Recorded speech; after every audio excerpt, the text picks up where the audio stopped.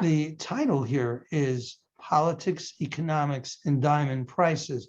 And we are so used to looking at things within the diamond industry. What is the latest site and what's going on with social responsibility and what's going on with the actual good demands. People want round stones and pear shaped and this and that. But here we're dealing with externalities, things that are happening from the outside world that are impacting our market. And there's a lot happening in that outside world.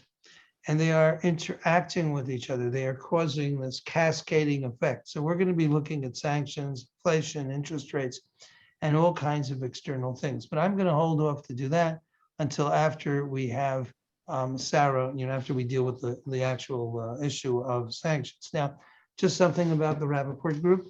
We're ethical, transparent, competitive, efficient markets. That's what we do. So ethical is, of course, the first and most important value of what we do. And ethical really means that we're a little bit above the law as well. We try to make sure that we do things correctly, even if they are legal, maybe we won't do them. Transparent, which is a big thing with us, and competitive. Transparency and competition create fair market value, so we're into that. And then, of course, we have to create efficient markets so that people will use them. We established in 1978, 230 employees, 9 offices, 6 countries, and over 22,000 clients now in 121 countries. And we're in the added value services business. We don't buy inventory. We don't hold diamonds. We don't, we get stuck with them sometime, but we're not in the business of being in the diamond business like someone normal. We're in the added value business where we create markets. Our areas of activity are information services, where the price list, research, analysis. That's a lot of Avi's fingerprints on there. A magazine at diamonds.net, which is a very important information resource. Rapnet, which lists about $8.4 billion worth of diamonds every single day, which requires a lot of IT, 1.7 million diamonds coming in and out. Auctions, we're the largest recycler of diamonds in the world, and we do estate jewelry. And we do diamond grading and certification as well in India, Israel, and the United States. So we've got a lot on our plate. We do a lot of different things, and we're certainly welcome to talk to people about who are interested in what we're doing. I would like to mention that these webinars don't happen for free, at least not for us. Our different divisions need to make a profit, or at least break even on them. And so our sponsor today is Rapnet. I don't know if Savile or Bensi, are you with us around here? So you may want to say a few words, or if not, then I'll just take on that job. But Bensi, are you with us? Do you want to speak? Martin, I'm with you, but I think you should take on that job. All right. So Rapnet is and just to let you know, you're not sharing your screen. Oh, really? That's sad. Let me go back in here. Thank you so much. So let's look at the sharing of the screen. And that's very sad. The screen is sharing. Am I sharing my screen now? Can people see the screen? Yeah, sure. Okay. Yeah, sure. All good. And you can see it before. Okay. So Rapnet is sponsoring this. In other words, we're going to actually take some money from them for this. But Rapnet is an amazing adventure that has been with us for, I think, 1992. It's the world's largest and most trusted diamond and jewelry trading network, and spent a lot of money on the IT and understanding how to bring the markets together. Over 1.7 million diamonds, jewelry pieces, valued at over $8 billion, 160,000 searches every single day. That's a lot of searches. So there's a lot of people going there, thousands of verified buyers and sellers worldwide, and verified is an important thing. And there's no commission or transaction fees.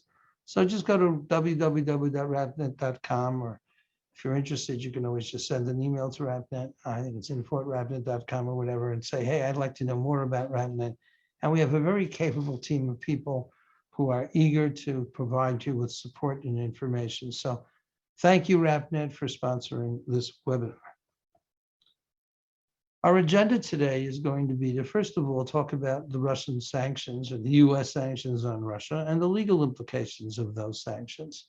Sara Yood is with us, and I thank you. I'm appreciating that very much. And she's from the Jewelers Vigilance Committee, which is a wonderful organization that really looks at the American scenario and American laws, and she's extremely helpful. Matter of fact, she has a document that they've put out as well, which is U.S. sanctions Russia, and released the alert following the announcements. They tell you a lot of good things, and we will be sending out this article also to a lot of people who are, we'll send it out to you so you can actually read it. But I'm so delighted to have Sarah with us. And then we will talk about the supply implications of the of these sanctions. What does it mean on the supply side, and what should we learn about it, and how can we understand it? And then finally, I'm going to speak about really the bigger picture of how all of this comes together. I might say a few controversial things here and there. Sara Yood, Senior Counsel at Jewelers Vigilance Committee, is an attorney admitted in the state of New York with extensive experience in intellectual property law. So Sara, please come off of mute and take it away. Thank you, Martin, and thank you everybody for being here today. It's very gratifying to see so many of you very interested in this topic. At the Jewelers Vigilance Committee, we, of course, our job is to educate the trade on legal compliance and what's going on in the legal world and things that you need to know if you are buying and selling jewelry. And we are, of course, focused on the US trade. And so today I'm going to talk about the US sanctions that have been placed on Russia. The sanctions from the US government are actually fairly narrow as they apply to our sector, but I'll talk about what the action has been and what we should expect going forward. So on about February 24th, the US issued its actually second round of sanctions on Russia in response to Russia's invasion of Ukraine.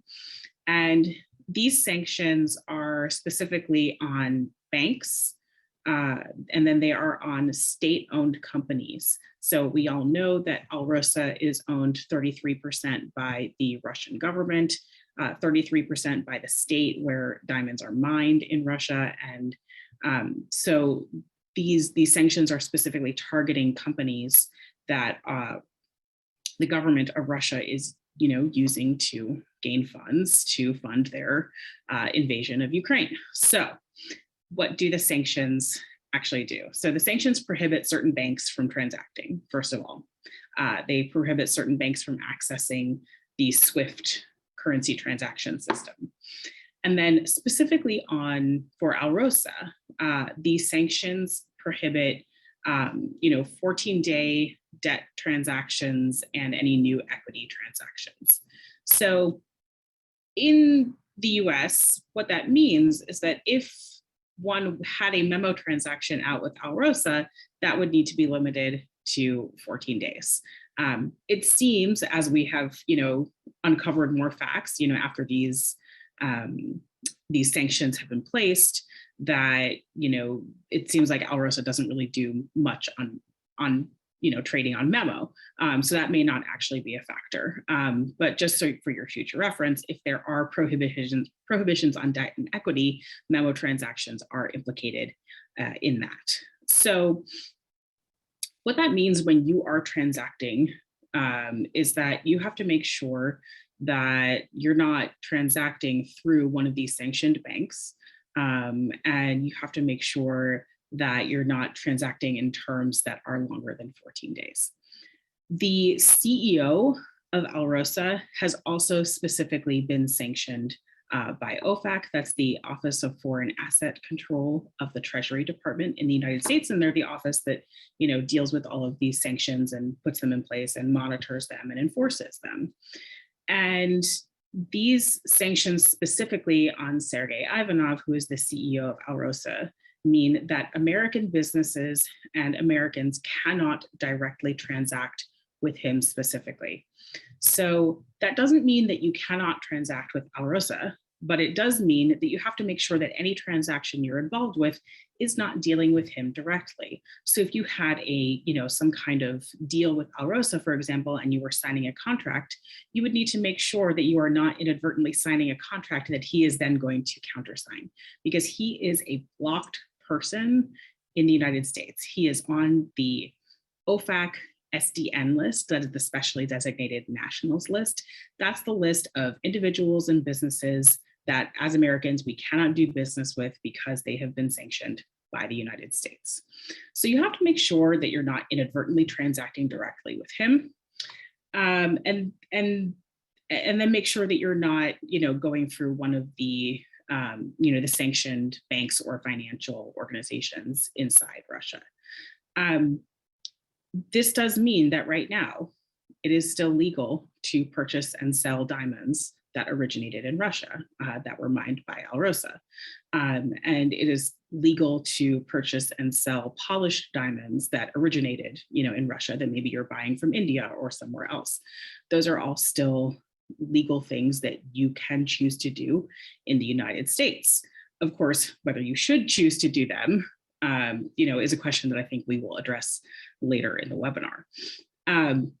A couple of things that you should make sure that you are doing to stay safe as sanctions might progress in the United States. You need to have a strong anti-money laundering program in your business. This is the foundational building block of all of this responsible sourcing. It is AML. If you do not have a functional AML program in your business right now, you are really, really putting yourself at risk. So having an AML program, which includes checking these OFAC watch lists to make sure that you are not transacting with anyone who has been added to the OFAC list, is incredibly important. And of course, if you don't have an AML program at JVC, we have resources available for you, and we would love to help you implement that going forward. Finally, I want to note that one of the things that OFAC says that is really important to know is that if a company is controlled by a blocked person, you can still transact with that company so long as the blocked person doesn't control more than 50% of the business. That's the case here. The CEO, Sergey Ivanov, who is a blocked person, does not specifically own, more than 50% of Alrosa. However, OFAC also cautions that businesses that are controlled by a blocked person are highly at risk for further sanctions. So one of the things that we're really stressing with US businesses is, yes, you can continue to do business with Alrosa, but you are at risk for being in the middle of a transaction when further sanctions come down. And it is very likely that at some point in the next few days or weeks, the US government is going to say, okay, we see this, forget it, we are adding Alrosa to the full sanctions list, and we will no longer be doing business with them. If you're in the middle of a transaction when that happens, unwinding it is going to be incredibly complicated. You might have to get a general license from OFAC. You might have to, call their hotline and get help from them to get out of it. And so we are urging extreme caution when it comes to dealing with Alrosa. Finally, before we move on to some of the other areas, I just want to, encourage everyone that JVC is here for you. We would love to hear from you. We would really, this is the bread and butter of what we do at JVC, and we are eager to answer your questions. Our expertise in this area is based on years of building relationships with the US government. And so, we put in the work to make sure that we have access to people who can help with the complicated situations. So please don't hesitate to reach out, and I look forward to answering your questions later on. Thank you very much, Sarah. And I would say that the Rapaport group strongly recommends that people join JVC and support them. It's not very expensive, and the cost benefit is just great. I mean, you spend peanuts and you get wonderful, wonderful information. So thank you, Sarah. We will now move along to Avi Krawitz, who is going to talk about the implementation of what do these sanctions mean, what's going on, what's with the rough situation. And Avi, you tell me when you want me to skip to another slide. Well, thank you, Martin, and thank you for the opportunity to speak to the industry on this. And thank you, Sarah, as well. the JVC. I know your guidance has been very helpful in our coverage of this, of developments in Russia and Ukraine for the industry on diamonds.net. So it's greatly appreciated. Martin, you can move to the next slide. When we're looking at Alrosa's position in the diamond market, we have to look at it in context, and also in the context of what's happened in terms of supply to the diamond industry over the last year or two through COVID and the recovery of 2021 and now into this crisis. And we saw that in 2020 that global production dropped during the pandemic and has maintained a lower level of production through 2021. Production in terms of the number of carats that have come out of the ground. But when we're looking at supply to the market, there was actually a substantial increase in rough supply in 2021. And that's because the mining companies built up a lot of inventory during the shutdowns of 2020, and they were able to release that to the market as the market recovered and there was a demand for the goods. And so the market ended 2021 in a much better balance between rough supply and demand, meaning that the mining companies have been able to sell what they produce. And that has continued into 2022. And Alrosa is almost the poster boy for that story, because Alrosa in particular built up a lot of inventory, and in 2021 sold a lot more diamonds than it was able to produce. So its production was at around 33 million carats. But it sold 45 million carats to the market. And so Alrosa itself has been operating at historically low inventory levels. And that's very much by design. It's stated publicly that it's wanted to reduce its process time and has cut off a lot of a lag that's between pulling diamonds out of the ground and selling it to its clients. And so it's working on a very efficient scale at the moment. And so Alrosa accounts for about 32% of global rough supply in 2021 in terms of the number of carats that it sold to the market, and about 30% of value to the market as well. So that's a substantial amount. And so we have to think of the implications if that is cut off. As Sarah alluded to, that hasn't been the case so far, because the sanctions that are in place do not prohibit one from doing business with Alrosa. In other words, it doesn't prohibit Alrosa from selling rough. So the Alrosa rough is still available on the market. The difficulty is in paying for the rough, or the big question is, how are Alrosa clients going to pay for the rough? And also, and so there's no doubt that it's become more difficult to enter a transaction with Alrosa. But it doesn't seem that has really been felt in the market yet, because if we look at the calendar,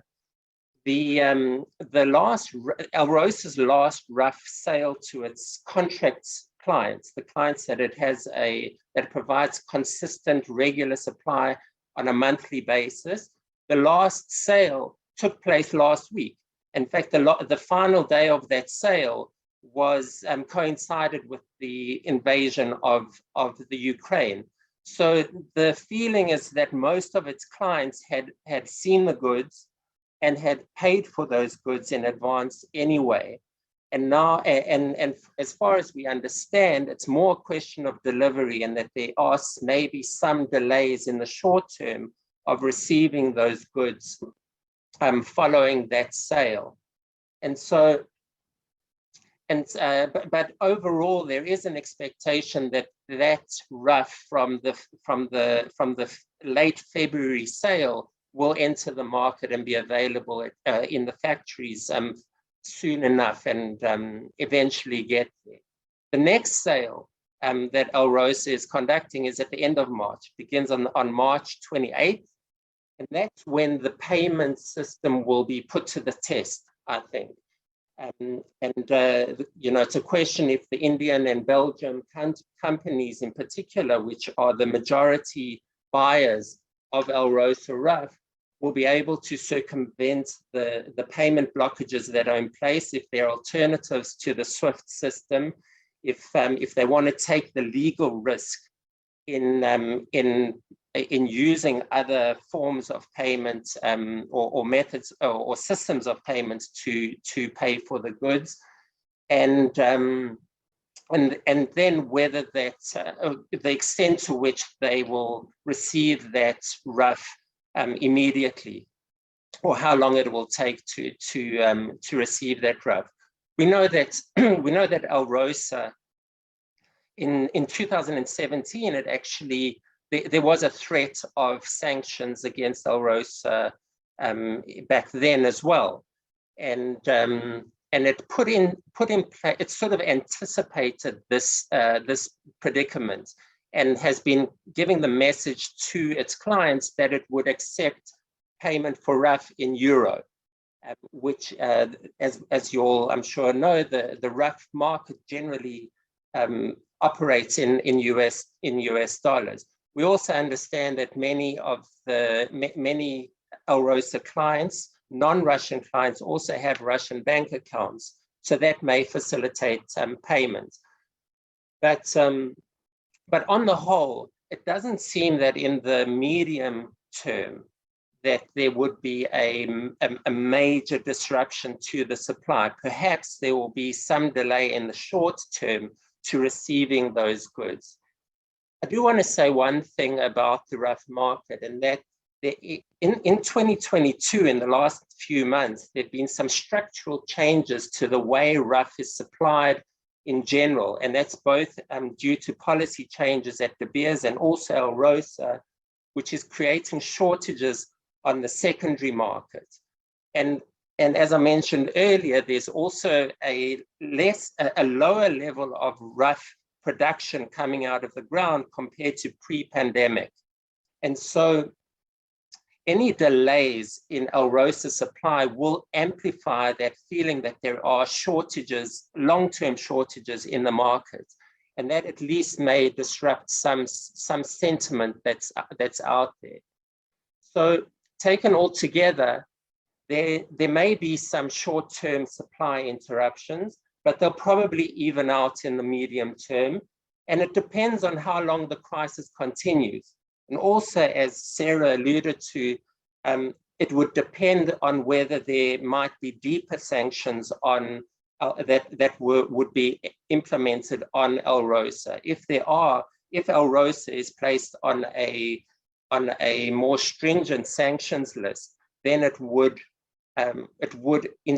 disrupt supply, and considering the market share that Alrosa has at about 30%, it would have implications for the wider market. I do want to take it just one step, as a final point, one step further, and that is that Alrosa has made a clear effort to elevate its status in the trade, with its involvement in various trade bodies like the RJC, like the World Diamond Council, and with the Natural Diamond Council funding much of its marketing programs. It has stepped down from the boards of those organizations, but just looking at Alrosa's development in the last decade, it really has elevated its position in the trade. And it's also trying to translate that to the US consumer, having initiated some very strong branding efforts, both in terms of selling its polish to the United States and also developing jewelry collections that it wants to partner with US retailers in the United States. And I think that's where the current crisis would upset that goodwill that Alrosa has built up in the last decade. And taking that a step further, if there is a wider awareness amongst consumers in the US and Europe, in particular, about the market share that Russian origin goods hold in the market, that may upset the recent responsible sourcing efforts of the trade at large. And that's something that the industry might be sensitive to in terms of its supply across the supply chain. And so that's something that's really referring to a social sanction that we should be keeping our eyes on, and which I think, Martin, you'll certainly be talking about in your presentation. So I'll let you expand on that impact on demand. But to sum up, at the moment, we are not seeing the disruption to supply that one might have thought. Thank you very much, Avi. I really appreciate your analysis, calm, collected, clear. And I think that message is that we shouldn't get too excited about, oh, this is going to be a great shortage or something, and that, in effect, these sanctions are not going to, unless they deepen, are not going to affect the normal business. And as I'll explain later, I would expect that our friends in India will, in fact, find a way to compensate and to pay the Russian suppliers. And since India produces about 97% or 93% of the world's polished, I think that we are not looking at this issue being as disruptive as we might fear, and certainly not in the short term. But thank you, Avi, for that. When we think about what's happening, there is so much happening. We need to think about the way things are interacting with each other. We have politics. And these politics are doing a lot of things to economics. As you'll see, we're going to be talking about not just the sanctions issue, which I think is a relatively small issue, but the tremendous amount of money that has been distributed in the United States to solve or to relate to the problems of COVID and everything. So there's a strong relationship between politics and economics, and also, of course, economics and politics, as there is between demand and supply. And also, we have to consider the emotional and physical relationship that our business has. Diamonds aren't just another commodity. Diamonds are tied into the way that people feel about each other and think. So when we look at diamonds, diamond prices, diamond markets, there's the physical aspect. And right now you might say, well, if sanctions deepen or something, you can't get product, not enough rough. There's the social and political issues that are affecting our market and our prices. There's financial, economic issues. And yes, there are emotional issues as to whether or not diamonds are in demand or not, or in supply or not. And I can't go into all the subconscious psychological aspects of this, but I just want everyone to understand there's a lot out there that's impacting what is happening and what will happen in the diamond industry. Well, in order to really get into this, we have to have a story to understand what's going on here. To understand what is going on and what is likely to happen, we must recognize that sanctions are the result of a much bigger story. These sanctions didn't pop up out of nowhere. The relationships that were created, it's a piece. And in my view, it's even a minor piece of the puzzle. It's not even so important because, as I said, sanctions, right now you can buy diamonds from Alrosa. You got an Indian company, buys the rough in a legitimate way. And you're an American guy, you can buy that rough in 5 seconds, or a Belgian guy. So it's just a rerouting, and it's a maybe, excuse me, an inconvenience right now. But there's not stopping the trade of rough diamonds. It has taken years for the situation we are in to develop. And make no mistake, we are in a situation. Economic forces have created new political realities. And so now dealing with the consequences of stuff that's been going on for years, a lot of it really economic. So we have to tell the story of how we got to where we are now and what is likely to happen. Well, I guess you may want to look at the overview, the big picture. First of all, we started off with this idea of globalization, which is very strong for many years. And China basically became the factory of the United States. It produced most of the goods we had. And we then gave China a tremendous amount of money every year. I think it was like $600 billion, $500 billion, $300 billion a year. Here's money, here's money, here's money. And in one hand, that was very nice for China. And they became a more, how should I say it, a more competitive or capitalist society. But capitalism and democracy are not necessarily working together. So you can be very capitalist and you can also be very authoritarian. And we thought all the time, like Japan and everybody after the war, if we give them our business and we buy things from them, that they would love us and they would therefore become democratic and everything. And in the beginning, it worked that way, but later it didn't. So then we got this buildup of making China so powerful. And then COVID hit. And when COVID hit, it hit hard. We had no idea what was going to happen. And I'm going to go into this a little deeper, but these are big events. These are big shocks, things coming at us that it wasn't nothing to do with the diamond industry. COVID, just came along. But COVID drove economic stimulus. Everybody got really scared. They threw trillions, not billions. A trillion is 1,000 billion. Trillions of dollars to people to keep the economies going. I mean, they could have just taken helicopters and thrown out $100 bills all day long, and it probably would not have amassed the same amount as what we actually saw in the stimulus that was going on. So the economic stimulus came out really a lot. And that, of course, increased demand.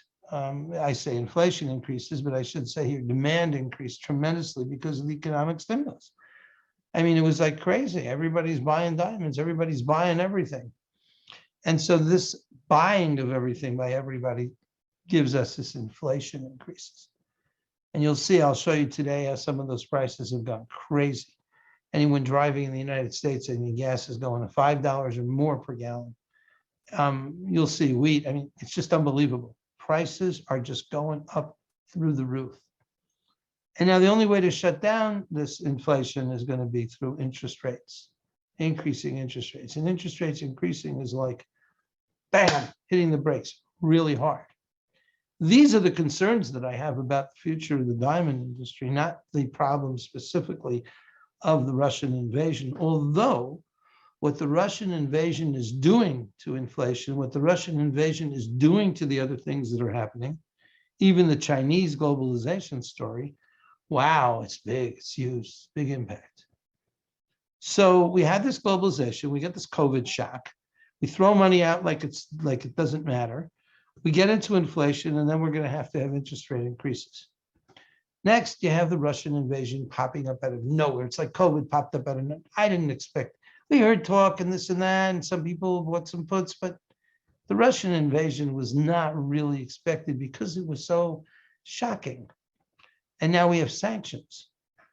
This is leading us down the path of economic warfare. That's what's really happening. And instead of shooting at each other, what we're doing is we're fighting with each other with inflation and with currency rates and stuff like that. So we are in a period of economic warfare right now. Make no mistake about it. And then this is driving the end of globalization, or at least the bifurcation of open markets with the West on one side, America, EU, Arab world, maybe in some other places. And then the East, China, Russia, Iran, other markets on the other side, North Korea. So we're starting to see this actual separation of the world in terms of business. It's scary. It's really amazing. It's not necessarily bad, but it is more isolationist than we've been at. And so it's going to be exciting in terms of who we do business with and how we do business. Now, diamonds, Chinese people are going to buy diamonds. Americans are going to buy diamonds. So I don't think those businesses will stop. Rosa will probably be selling a lot of diamonds to China. Maybe they'll even be using Chinese payment systems. Not so terrible. So, and it's interesting to see how India, for example, which is the primary diamond manufacturer, how they're going to sit in here. And they may be just doing what they do today. Everything's the same. So there'll be a lot of consistency in what we're seeing, but on the demand side, there's going to be a lot of edginess happening. So let's try to understand these things a little more. So I'm saying to you, the truth about globalization is that it's it's kaput, basically. I don't want to say it's totally kaput, but the great idea that the whole world is in love with each other and that everybody is going to help everybody, and that it doesn't matter if you source your goods from China or Russia or anywhere else, that story's over. Where you source, how you source, who you source from is going to be everly increasingly important, not just from a government sanctions perspective, but from your business. Shipping is difficult. You're going to wait for goods to come in from China, or you're going to produce them in the United States yourself.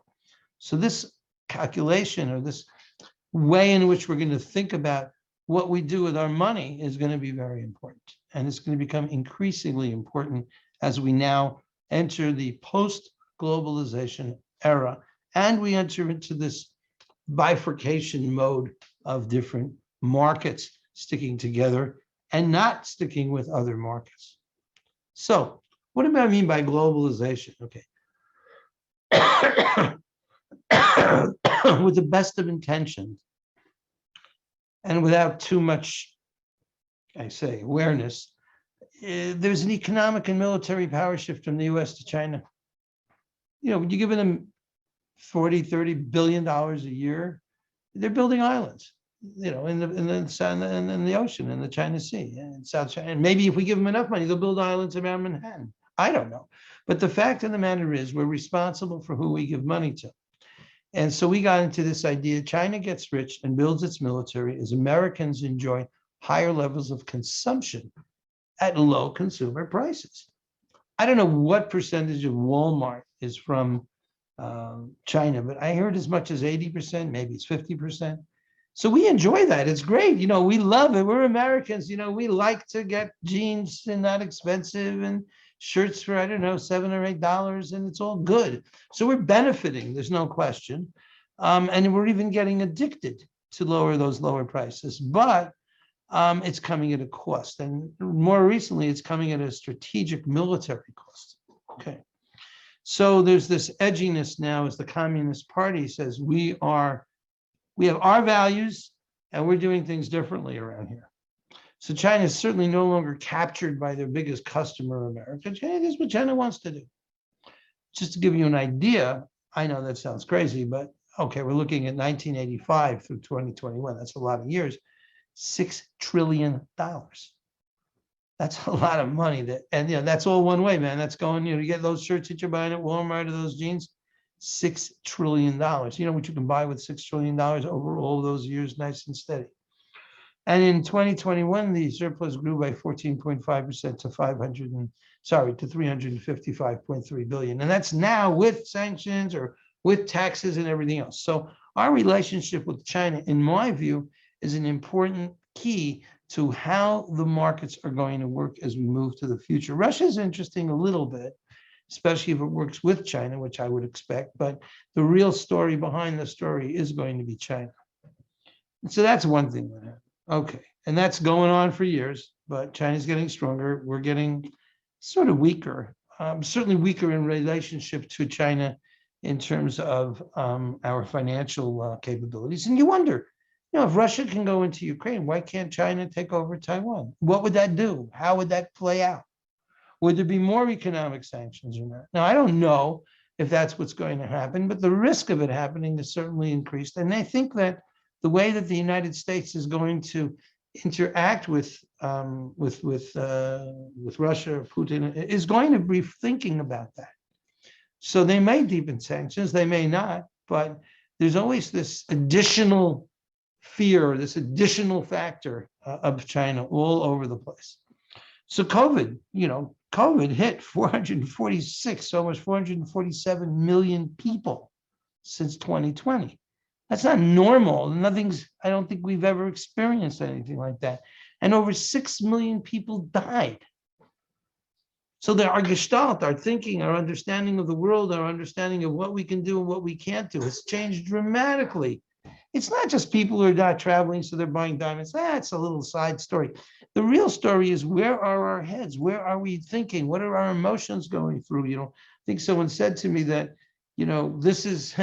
The young lady says to the guy, look, we don't get married now when all these problems are happening. I don't know. We're never going to get married. This is ridiculous. So the free-for-all socio-economic environment has now shifted as well.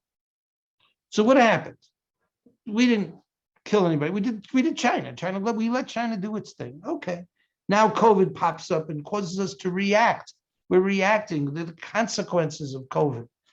And as usual, the consequences of something make it more problematic sometimes. So we did a stimulus.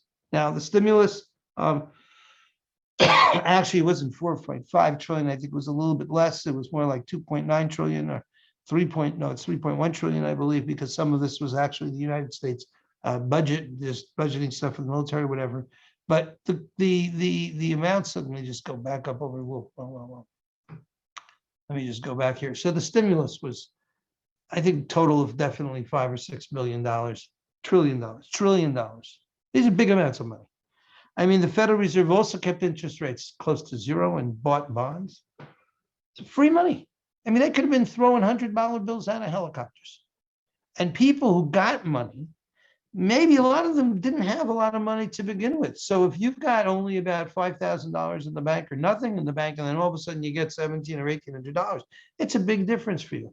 So of course, people are going to buy more diamonds. Come on, guys, here's money, here's more money. So, and what did people do with the money? They put it in the stock market. I put it in the stock market, stock prices went up. Stock prices went up if you're a reasonably middle-class, wealthier guy, or not even so wealthy. Oh, I'm worth more money. I have a wealth effect. Look at me. The stock market went up. So the stimulus drove diamond demand and demand for everything. So that should be very clear. This is all artificial. I was calling the stimulus sort of like financial Prozac, like everybody's getting all this money, okay? And is it sustainable? Will this keep going on? Well, I'm going to make the point, not only will it not keep going down, it's going to reverse pretty sharply. So look at this. Here's S&P prices, and I took Signet to just show you what's happening in the jewelry industry, because Signet's price will reflect what the money experts are thinking about the future. Now, what happened over here? 114, but look, 1,780%. If you would have bought Signet at $6, boy, would you make money. All right, it went down 38%, but look at those increases from May 20, January, February, March, April, this March 20, my God. That was the hit here, bang, look at this drop over here, a big drop, wow, 1,000, look at the markets were powerful, were strong. Why? Because of the stimulus. Not because people got up in the morning and said, oh my God, I got to buy jewelry because jewelry is better than everything else. It's because of the stim, they had money and they spent it. We look at the price of a 1-carat diamond, the Rappi, that's RapNet prices, not my price list. It's RapNet asking prices. I don't control that at all. 51%, things went up. And look at that steep curve right here from November. Wow, look at these prices. And you got to ask yourselves, is this sustainable? Is this going to keep going up? And I would say to you, my friends, no tree grows to the heaven. Be careful. Watch out. And look, even his Signet here has come down since the Russian adventure. Well, not even since November it's come down, but this sharp drop here, this is since February. This is telling, okay? I don't know if we're here, but it's telling. There are issues. So what's going to happen? You have this inflation thing, and inflation is going, and this was, and I know this is Business Week in November or something, but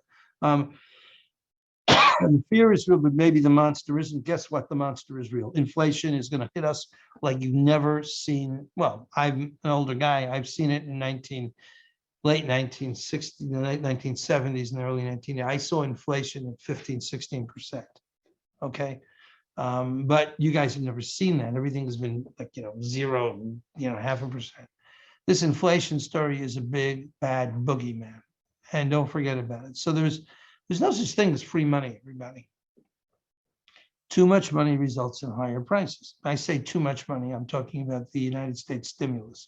And I guess it was reasonable to err to the side of caution when you're looking at millions of people dying and you're afraid that your economy is going to collapse because no one can produce, no one can go to work, people working from home, but a lot of money. shortage of supply. And, you had that in the diamond business, certainly when you have closed the factories in Surat and you couldn't get rough in the beginning, all kinds of problems result in higher prices. And it's not just diamonds, as you'll see, it's everything. So higher prices then drive higher wages. It's costing me more to live. So I got to give everybody higher wages, especially the shortages of workers too in the middle of all this, okay, because people, can't come to the office or whatever. And that drives higher prices, which drives more higher wages. And this is an inflationary cycle, which is obvious. Economists have been writing about it for a couple hundred years. So we are in an inflationary cycle. And then we get supply shocks. Okay, we get this COVID created supply chain difficulties, but now the war in Ukraine is creating super supply shocks that will increase inflation to historic highs, double digits, probably. So, we had this situation that was there before there was any situation with Ukraine, with any Russian war, before that. And we were already in a situation where so much money was pushing inflation. Now, oh my God, the supplies of wheat, oil, with the sanctions, bang, bang, it's unbelievable. In other words, you might think that Americans are so noble because they're putting in sanctions, but they are because they're going to suffer. And if I talked about economic warfare before, bang, bang, I'm going to shoot you with inflation. So that is going to affect everybody. So since the start of the year, oil is up 50.93% to over 118. As a matter of fact, today was at 124.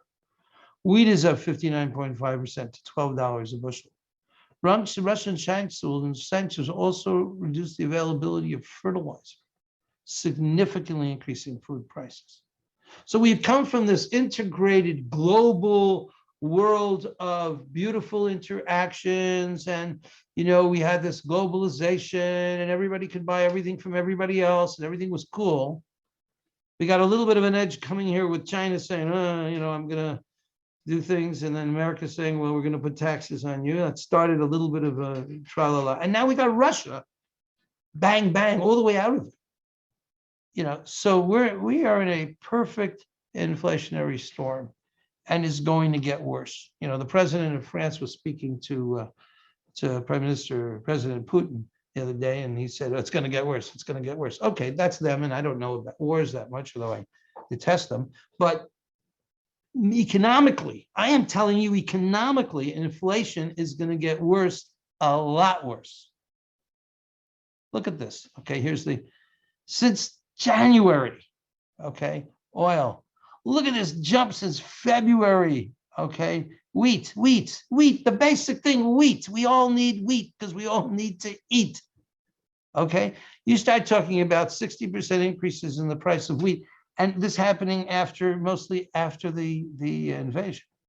And so we can say, don't deal with Russia, and Russia says, okay, you don't want to deal with me, I'm not giving you any more wheat. And now we look at higher prices that are going to be unbelievable. This is something which is very real. So how do we deal with this? How do we deal in an economy where there's crazy inflation and people are getting really upset about oil prices and about food prices and about all kinds of, and these prices really hurt people. You have people making they were talking about trying to get a $15 per hour, which is not that much money. What is it, $15 per hour? So that's like, what is that, 40 hours in a week, okay? So that's what, $600 a week or something? Is that correct? Four times 5 is 20, like 600. And then what is that? That's 50 weeks, $32,000 a year. And your food costs are going up, and you have some kids, and you got to think about, well, what am I not going to buy? And I was on YouTube, I was on TikTok, actually. I'm checking out TikTok these days. And it's amazing how people are talking about, I go to a supermarket and I watch people, I work at a supermarket, and I see people can't buy. They have to decide what not to take out of the store. That's going to get worse, a lot worse, in my view. I hope it doesn't, but you should be prepared for it. So if I can't afford food, am I going to be buying diamonds and jewelry? Not so much, probably. But that's only maybe the lower qualities or the lesser, people with lesser incomes. So what's going to happen with interest rates? How high will it go? Very high, I think. Because if you've got a situation. It's like a fire. You put out a fire. Sometimes there's more water damage than there is fire damage, but you can't hold back. It's just like what happened with the with what they did to kind of push money out to stop the problems of COVID. They're going to come in there and they're going to raise interest rates. And so the only way to shut down inflation is to reduce demand. And the normal way to do this is to reduce the money supply by implementing higher interest rates. Governments regulate price control. Governments regulated prices generally do not work. You're not allowed to sell a gasoline for more than this much. Everybody goes around, they find things. Higher interest rates is what's going to happen. The greater the inflation, the greater the required interest rate increase. Higher interest rates reduce economic growth, all economic growth. So think about this. There's going to be a wealth effect. Almost everybody thinks of their wealth in terms of their housing. They own homes. The price of homes, when the mortgage rates significantly go up, will fall because there won't be that many people that can afford to buy the house, because the monthly amount that they're going to need to pay to service the mortgage is going to be higher than the mortgage amount, which has now gone up because of interest rates. And no one's at fault. It's just the reality. It's the economic reality that we are moving into. And also, stock markets go down like they have been. That's what's going to happen. Remember, I showed you the S&P 500, and I showed you Signet, and you start seeing that coming down. And that's the Russian story there. It's not sanctions. It's this inflation impact that's going to come up. And the stock markets are saying, oh my God, there's going to be inflation, which means there's going to be higher interest rates, which means stocks will be worth less. So the cost of capital is going to go up. So a lot of the free-for-all that we've been seeing is going to stop. So we're talking about a massive change in how people think and what people do. So our demand for normal diamond and jewelry consumption will likely be reduced. I should mention the demand for alternative investments may increase as a result of inflation and government regulations driven by sanctions. So, I mean, if you are an oligarchy guy, hell, you're trying to get rid of your diamonds right now, I think, well, you still can, but maybe you want to get more diamonds, because are we monetizing them? Are we saying, what am I going to put my money? What am I going to do? I can no longer invest in all kinds of real estate in London or someplace else. So the role of diamonds as a store of value has the potential to play a role in this new environment that we're going into. But I'm telling you guys, interest rates, big thing. Inflation and interest rates. That's going to have the greatest impact on our markets. So we can talk about the sanctions. And, like I'm saying, I don't see sanctions changing anything about the amount of rough that gets sold and how it gets sold. You can sell it to an Indian guy. The Indian guy will find some way to pay, maybe through China. And then, you can sell it to an American guy or to anybody, Belgium. Russian invasion was feared, but not expected by the commodity and financial markets. So it's shocking. While the results of the invasion are not yet clear, and you wonder what's going to happen, if they'll stall the Russians, they won't.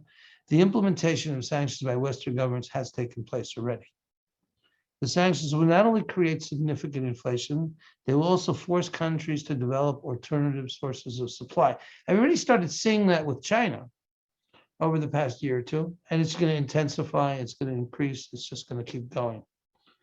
And when prices go up, the benefit of working maybe with China or someplace else may be lessened. I don't know, it's a little complicated.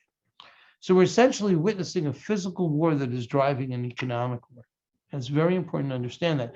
Our physical war is not going to, well, I live in Israel, we have physical wars, but the physical war in the United States is, I don't think we're going to get into a physical war in the Ukraine or with Russia. Who knows what will happen, though, with these nuclear weapons. But I do think, though, that the economic war is upon us. Russia and the West are trying to hurt each other financially. That's a fact. And that's more important than all the nuancy questions about sanctions about Rosa. And the key question is going to be, what will the role of China be? Well, will China decide, hey, this is a good opportunity, let's do Taiwan? Where do we sit today? And we are sitting in a cooking cauldron of change. And I'm not worried about diamonds and the diamond industry that much, although the diamond industry will be captured by the intended or unintended consequences of everything happening around us. So if we want to understand diamonds, we have to develop some kind of gestalt of the word, and we have to understand what is happening in the world around us. Economic warfare, it is likely that Russia and China will work together to counter US sanctions. Removing Russia from the SWIFT financial rotation is an invitation for the development of a Chinese alternative. Everything has a consequence. It is likely that other countries such as India will continue to trade with Russia using alternative methods to affect payment. So therefore, it may not hurt us very much, but it's going to create a new financial world order. The closer Russia and China get, the farther the US and China may grow. High tariffs on Chinese imports may develop, although there is hope that China may play a conciliatory role between Russia and the West.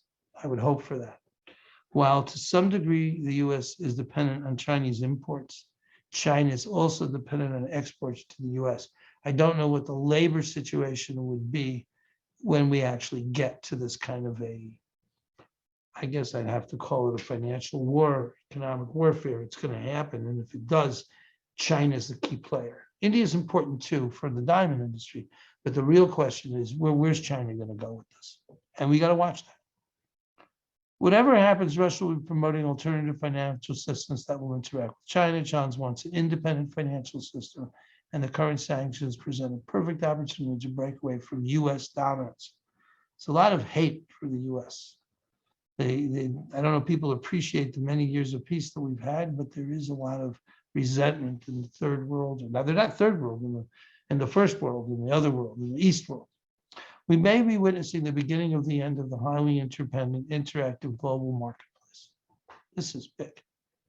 And to the Western countries isolating themselves in their prosperity from Russia and China. Make no mistake about it. When we buy those jeans in Walmart, we are moving prosperity and jobs from the United States to China. And that has economic consequences. It has military consequences. It's getting very, very sharply questionable what's going on. The interaction between political and economic forces is creating a new global reality, even a new global order. How and where countries buy their products has significant political consequences. Essentially, international trade is about exporting prosperity. Do you want to help someone? Do you want to give them prosperity? I mean, yeah, you get things cheaper, which is fine. It's nice to get those jeans for $7 instead of $17, but you're exporting prosperity that maybe the jeans would cost $12 or $15 and other people to be a multiplier effect in the United States. So we're in a very funny situation. So what about diamond prices? Well, the short-term direct impact of sanctions will not restrict the supply of rough diamonds to the cutting centers. Not going to happen. Things will be normal. So seductive. There's no restriction on buying rough diamonds from Rosa, just on financing them or paying for them. We expect India to come up with alternative payments and delivery systems likely involving China. So India is going to get the rough that they need. Workers in India are going to produce the stuff. Polish is going to come to the States. Everything is going to go fine as long as there aren't any additional sanctions, which I hope will not going to take place. The long-term impact on diamond demand is far more complicated. While inflation may prove a very short-term boost, oh God, let me buy those diamonds, it will result in a reduction of disposable income because everything costs more, gas, your rent, whatever it is, your mortgages.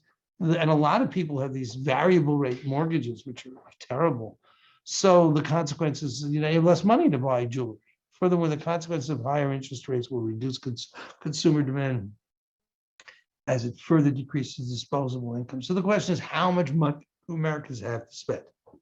Investment diamonds as a store of value may become more popular, and maybe even the monetization of it like gold. Gold shot up incredibly in the last few days. So that idea of what am I going to do with wealth and how am I going to store it is important, and diamonds have an opportunity.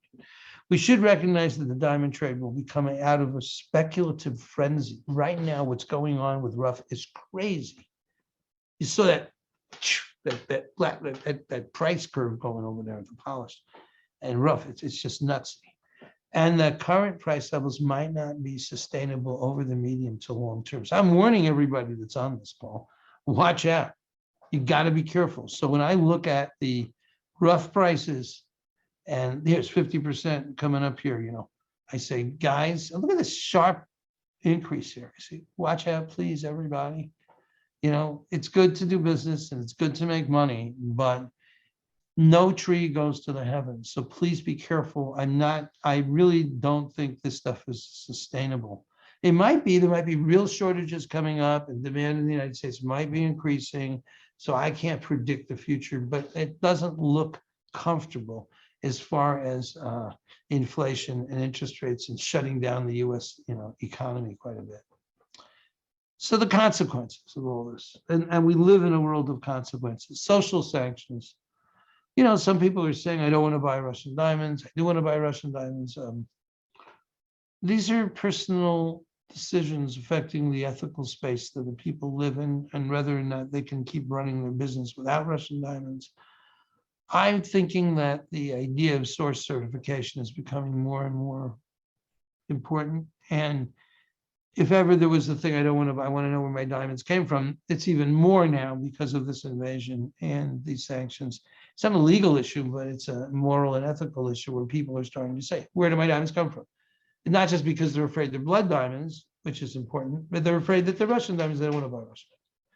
What will happen with man-made diamonds? I call them synthetic diamonds. I call them LGDs, whatever. I think those diamonds are going to do well, but unfortunately, their prices are not sustainable. People are spending $15,000, $20,000 in diamonds today. They'll be probably worth $1,500 or maybe even $150 a few years from now. So eventually they'll keep producing this stuff until the price comes down. So I'm not worried about man-made diamonds long-term and medium-term taking over from natural diamonds, but people are going to have parties. They're going to go, whoopee, but I just don't see it. Disposable income is the thing to watch. If people don't have money, they're not going to buy so much diamonds. Market liquidity then can become problematic. Right now it's hot, so everything looks great. And you got to think about this bifurcated Chinese market, because we're going to have diamonds, they're going to move. They're going to move to China. Russian Alrosa diamonds moving to China, no problem. Who cares about US social sanctions? I cannot believe there will be Chinese social sanctions. So you don't want to buy those Russian diamonds? That's okay. No problem. But we have to think about, where sanctions. I heard that there's oil that is being offered at well below market prices and no one wants to touch it. There's questions of shipping, etc. So I don't know, but I imagine China will step up to the bat. So higher inflation, higher interest rates, and very tricky things going on with wealth effects. How wealthy are you if the interest rates goes up and your house is worth less, and all these kinds of questions. I see we have a lot of questions here, so I'm almost finished. This is a good time to take positions and avoid unnecessary speculation. So take a position, know your business, know your customers. I'm not telling people to run away, but think about the positions that you're taking. The diamond markets will continue to develop as uncertainty drives emotional bonding and gift giving in an uncertain world. So uncertainty is a stimulus. And everyone talks about, if everyone bought more diamonds because of COVID, and some of that has to do with the stimulus. Some of that has to do with the fact that people want to get married. People want to make commitments to each other, financial and emotional commitments. It's important that we put customer relations and loyalty before prices and profits. It's a turbulent situation, especially true for mining companies. Don't milk the industry. What you should do is develop the industry, support the industry, think long-term, and then make sure that if things are viable and that people can survive, because it's going to get quite bumpy in my view. Thank you all very much for your patience and for joining with us and for seeing what's going on.